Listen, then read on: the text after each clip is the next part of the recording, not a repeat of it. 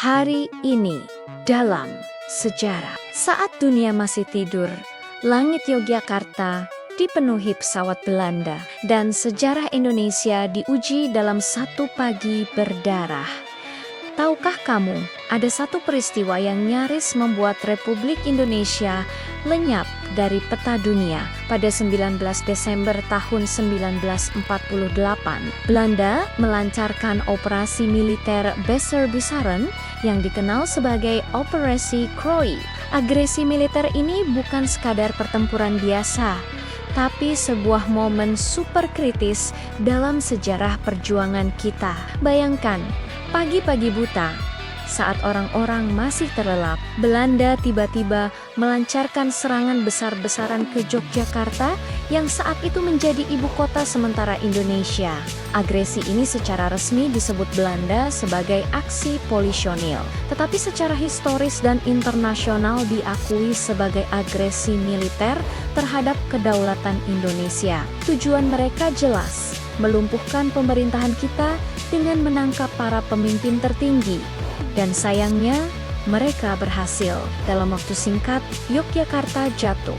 Presiden Soekarno, Wakil Presiden Muhammad Hatta, dan beberapa tokoh penting lainnya ditangkap dan diasingkan ke tempat yang jauh, seperti Bangka dan Prapat. Dunia internasional gempar. Banyak yang mengira dengan ditangkapnya para pemimpin, Republik Indonesia sudah tamat. Tapi disinilah kejeniusan dan semangat pantang menyerah para pendiri bangsa kita terlihat. Sesaat sebelum ditangkap, Soekarno melakukan langkah yang sangat krusial. Beliau mengirimkan sebuah kawat mandat rahasia kepada Safruddin Prawiranegara yang saat itu berada di Bukit Tinggi, Sumatera Barat.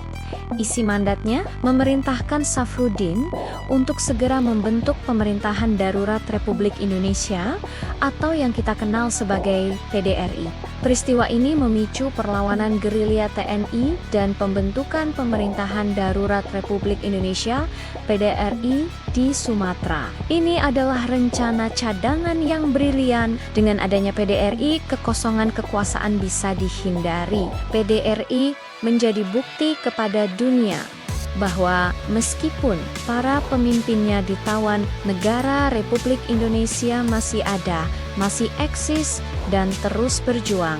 Dari hutan-hutan di Sumatera, PDRI menjalankan roda pemerintahan secara gerilya.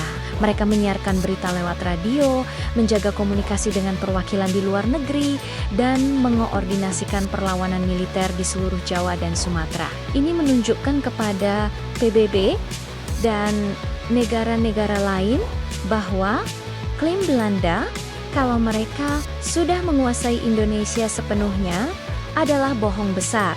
Jadi, agresi militer Belanda kedua memang sebuah pukulan telak. Tapi justru dari situlah lahir sebuah perlawanan yang luar biasa gigih melalui PDRI. Ini adalah kisah tentang bagaimana sebuah negara bisa bertahan di ujung tanduk berkat visi, keberanian, dan pengorbanan para pahlawannya. Kisah ini mengajarkan kita bahwa semangat kemerdekaan tidak bisa dipenjarakan. Terima kasih sudah menonton. Jangan lupa like, komen, dan subscribe untuk konten sejarah harian menarik lainnya. Terima kasih pahlawanku.